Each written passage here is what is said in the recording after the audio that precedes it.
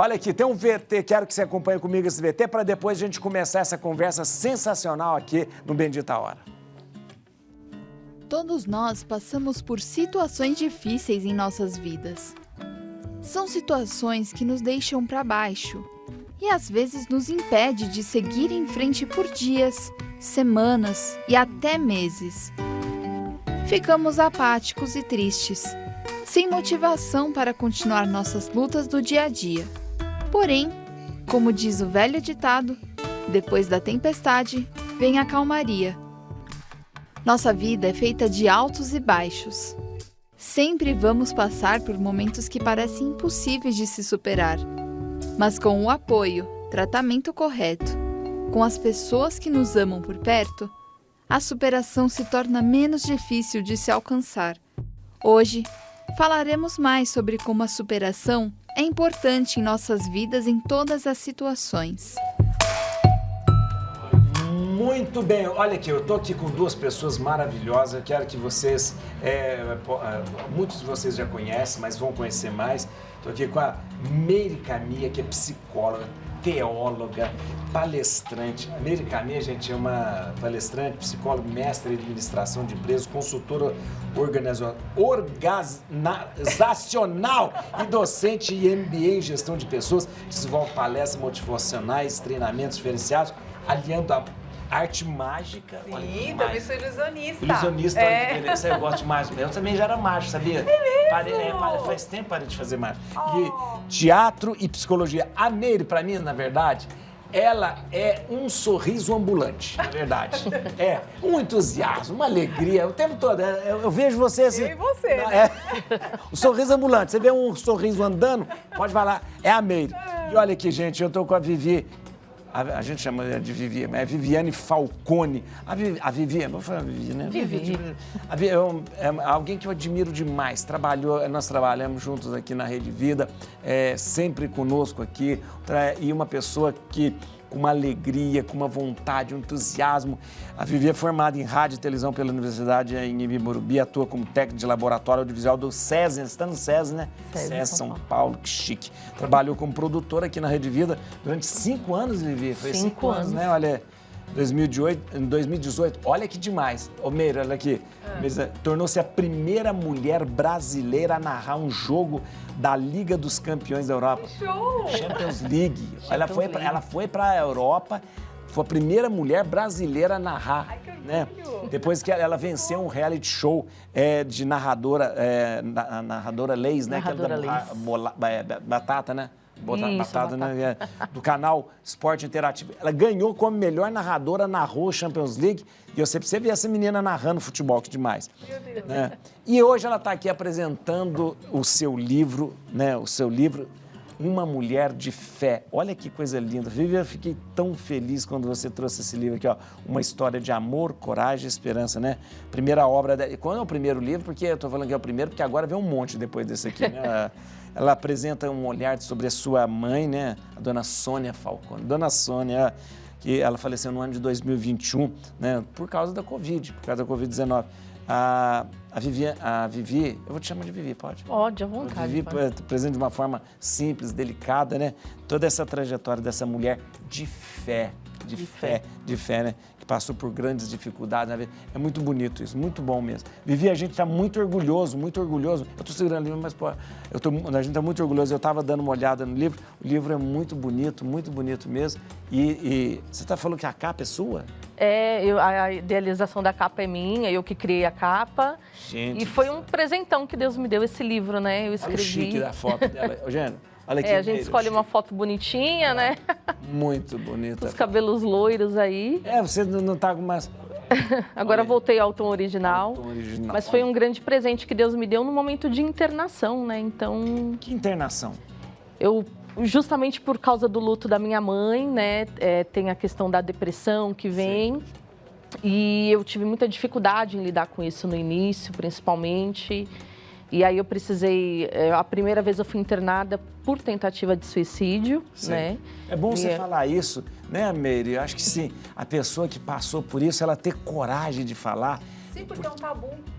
Nós temos muito receio de falar sobre morte, tudo que se relaciona com a morte. E isso é péssimo. Porque tudo que vira tabu, você desconhece. E quando você desconhece, você não sabe como lidar com aquilo. E aquilo vai ficando... A mesma coisa com relação à sexualidade. Então, a nossa sociedade tem alguns temas que são tabus e é muito ruim. A gente precisa aprender a falar sobre isso. E eu acho bonito a Vivi falar assim, e falar com essa propriedade e com até uma certa autoridade sobre isso. Você passou por esse momento, então, né? Sim, passei. E eu acho importante a gente falar, padre, porque às vezes muitas pessoas também falam, é falta de Deus, e não é. Mostra que é uma doença, que você precisa de cuidado, você precisa procurar ajuda médica, você precisa ter uma rede de apoio. No meu caso, graças a Deus, eu tenho uma família maravilhosa, que foi a minha rede de apoio. Então, minha irmã que me encontrou, né, que eu tentei com ingestão medicamentosa. Aí fui para uma primeira internação, eu fui um pouco resistente nessa primeira internação. Eu não quis ficar, até porque o ambiente ele não é dos melhores, não é dos mais agradáveis, mas também não é muito o que as pessoas pensam. As pessoas ainda têm uma ideia muito fechada. Né? Exatamente. Você vai para... minhas irmãs foram muito criticadas, né? Como é que você deixa ela ir para uma clínica assim? Ela não pode se recuperar lá. Então, as pessoas têm muito esse preconceito.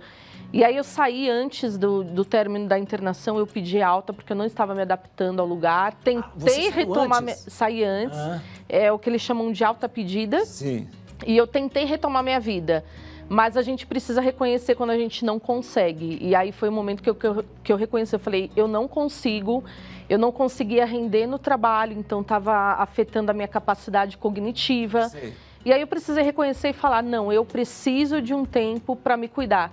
E aí, para a segunda internação, eu fui de forma voluntária. Eu fui por uma consulta, conversei com o médico, minha irmã estava junto. Eu sabia que não tinha pessoas que conseguiriam ficar comigo o tempo todo, porque o pessoal trabalhava. Eu saía muito na rua, eu tinha crises, eu saía na rua. Então, como eu falei, eu estou me colocando em risco, eu falei, eu vou me cuidar. Eu falei, eu não vou dar a chance de novo de tentar fazer algo contra mim e contra as pessoas que eu amo. E aí eu fui para uma internação voluntária. E aí eu fiquei 2 meses e 12 dias. Na mesma clínica que você tinha ido antes? Foi numa outra. Aí a própria empresa me recomendou ir para essa clínica que eu fiquei. Me deu todo o suporte, né, de acompanhamento psicológico e falou, vai para tal clínica, você precisa desse acompanhamento. E aí eu fui e fiquei lá por 2 meses e foi onde eu escrevi o livro.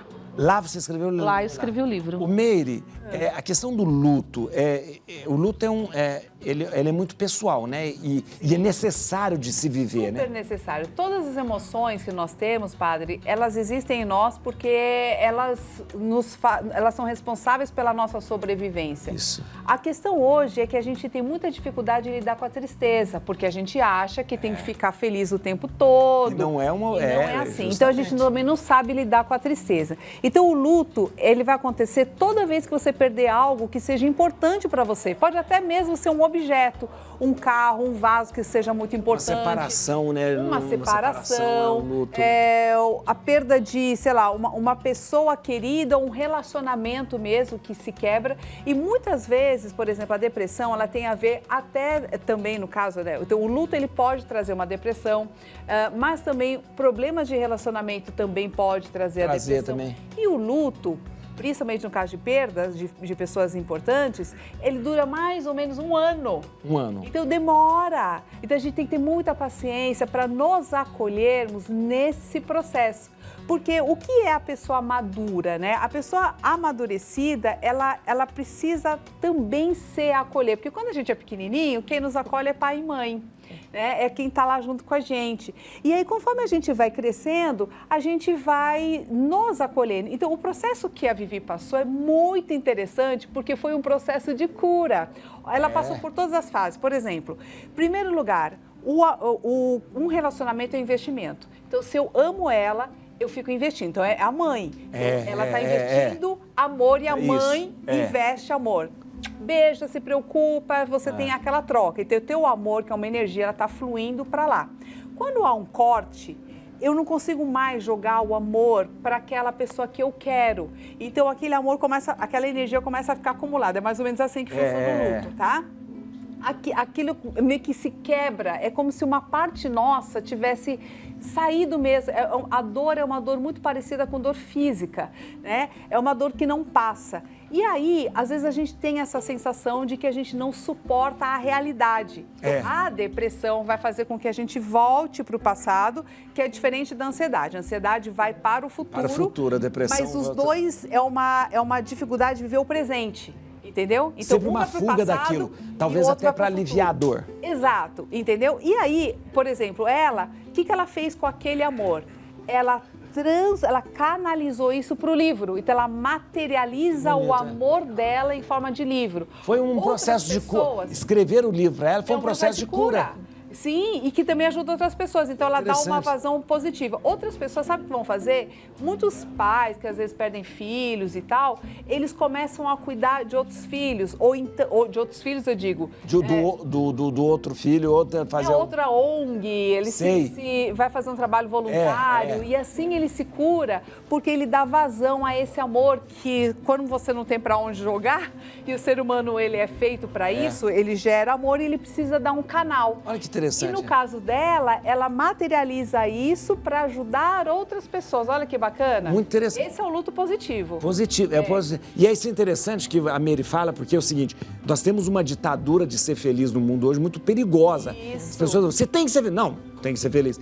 A tristeza é uma emoção, como a alegria é uma emoção, e eu posso estar triste um dia, posso estar feliz no outro. Sim. Isso é normal. É normal. Ela vai, por exemplo, quem passa por um processo de luto, você que já perdeu alguém aí, você sabe que um dia você tá bem.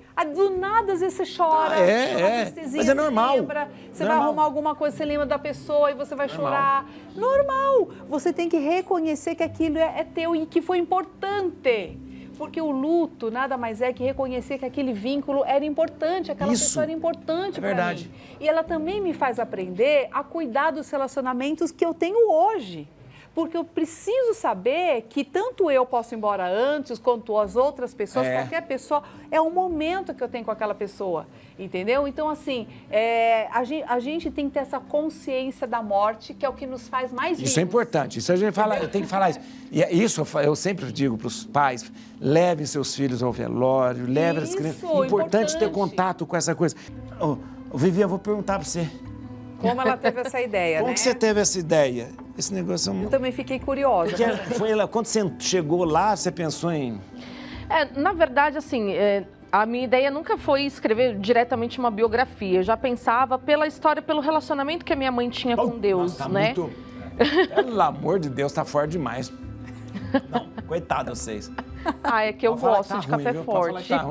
Não tava ruim, Meire? Não, tá bom. Coitada, Meire é educadíssimo demais, gente. Nossa, mãe. Eu gosto de café. Educadíssimo, mas tá muito forte. Então, padre, aí, o que foi... Durante a internação, isso foi acontecendo. A Meire vai até saber alguns termos que eu vou usar. Eu, no período da internação, mesmo nessa segunda, eu estava muito adoecida. Minha mente estava muito adoecida. Então, eu tinha muitos pensamentos intrusivos mesmo durante a internação, que são pensamentos que eles não são seus, mas eles aparecem sem você conseguir controlá-los. Intrusos, aqueles... Intrusos, isso. Aparece. E normalmente são pensamentos que não condizem com a realidade. Você pensa uma coisa, mas o pensamento tenta fazer você acreditar em uma totalmente diferente. E vinham muitos pensamentos intrusivos em relação à minha mãe. E eu falei, quer saber? Eu falei, para fugir desses pensamentos, eu vou escrever a história da minha mãe. Interessante, né? E aí eu comecei, como a gente não tem acesso na internação, você não tem acesso a computador, celular, nenhum tipo de rede social, nada. Mas tinha caneta. Eu solicitei a caneta, porque a caneta tinha que ser autorizada também pela terapeuta, então eu solicitei e comecei a escrever à mão. Comprei um caderno na cantina e comecei a escrever à mão o livro. Então todo dia eu ia e escrevia um capítulo. Isso é muito bom. Eu fazia as atividades do dia e escrevia um capítulo. E isso que a Mary falou é interessante, esse processo de cura, porque eu até hoje eu tenho muita dificuldade em conseguir chorar a morte da minha mãe. E isso para mim era muito importante, porque muitas pessoas falavam, mas por que você precisa chorar? E eu falei, porque eu sou uma pessoa emotiva, então eu sentia falta disso. E aí eu percebia que em alguns momentos durante a escrita, quando eu menos percebia, eu estava chorando. Que maravilha. Então, de uma certa forma, eu estava colocando aquilo para fora. E aí foi ali que eu percebi, né? E fui fazendo foi realmente uma terapia para mim. Interessante. Finalizei As lágrimas, elas são uma bênção de Deus. Elas só existem no nosso corpo para isso. É para lavar a alma, é para colocar para fora a nossa choro, ele equilibra a gente, ele nos acalma. Isso, depois que você chora, você fica bem, você alivia, o teu músculo alivia. A gente chora tanto de rir quanto tanto de alegria, quanto da tristeza. Tristeza, né? E outra Quando coisa a gente que está ela muito falou, feliz também, muito emocionado, feliz, a gente também chora também, né? porque é muita emoção. Só para não perder aqui, esse processo da escrita é maravilhoso. Ele é um processo que muitos terapeutas usam para você poder colocar as emoções para fora. Então, por exemplo, até serve para ansiedade, serve para angústia, serve para tudo. Você pegar um papel e você desenhar a tua angústia, você escrever a sua angústia. Por quê? Porque o nosso corpo, a gente aqui no Ocidente, nós separamos cabeça de corpo. E a gente fica achando assim que um processo de depressão, ele acontece na cabeça. E não é, ele é no corpo, porque nós somos um ser todo completo. Então, o processo de cura tem que ser com o corpo em conjunto. Então, assim, por exemplo, a ansiedade, eu sempre falo para a pessoa, né? Quando ela está nessa situação com muita energia carregada, ela tem que fazer uma ginástica, sobe e desce escada, faz qualquer outra coisa, assim, para descarregar um pouco daquela energia. No caso da tristeza, como você tem uma baixa de energia, o que você puder trazer para o corpo para sair, ou desenhando, ou trazendo esse processo criativo.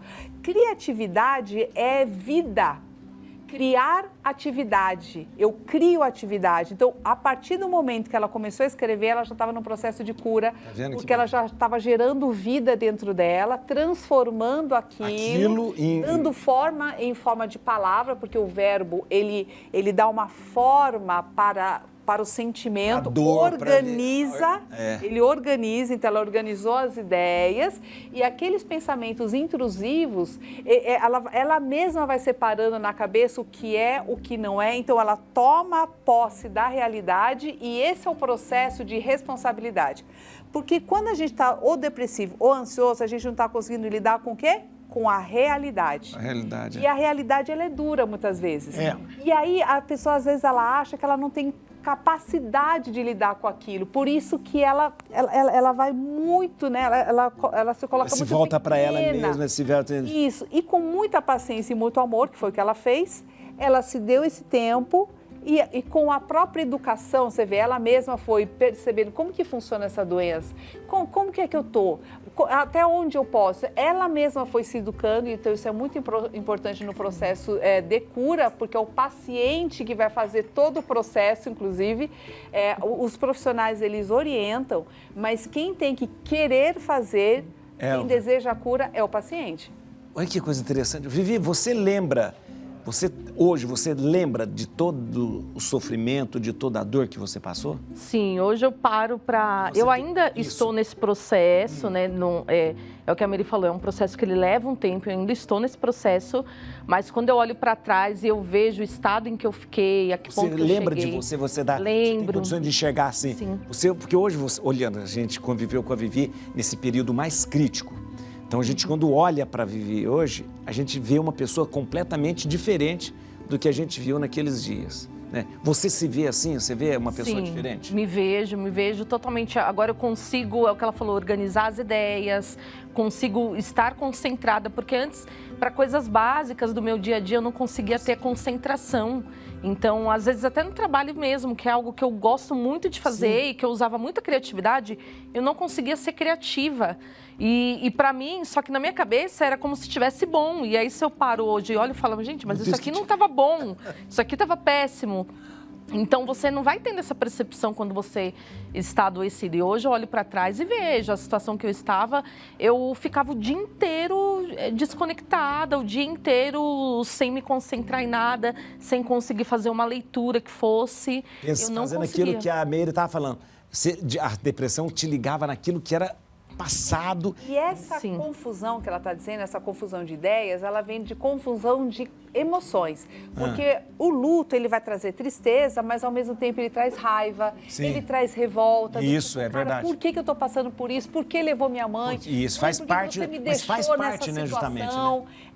Então a gente sente muito desamparo e a gente sente tudo junto e misturado. Então, quando você começa a fazer essa organização, que é um processo, a gente tem que ter paciência para poder verdade. passar por isso, entendeu? verdade. Que é doloroso. Primeiro, você já fez mágica aqui na Rede Vida, não? Já! Eu já participei com Bendito, ela. você nunca fez mágica, não? Você já? Eu já participei com ela das mágicas dela. É? Ah, é? Ah, não. Sabe por quê? Porque a gente não vê mulheres mágicas, a gente vê muito homem mágico. Pouquíssimo, é verdade. Que não é? Eu achei interessante isso, porque a gente não vê mulheres mágicas. Muito pouco. É igual futebol, assim, futebol, são é poucas verdade, mulheres. é isso verdade, mesmo, é verdade. No mundo inteiro. Sabe o que eles dizem? Outro dia eu estava discutindo isso com relação a ter poucas mulheres mágicas, meus amigos. Sabe o que eles falam? Eles dizem que é porque mulher não sabe guardar segredo, por isso que é mulher mágica. É o mesmo caso para padre. Pois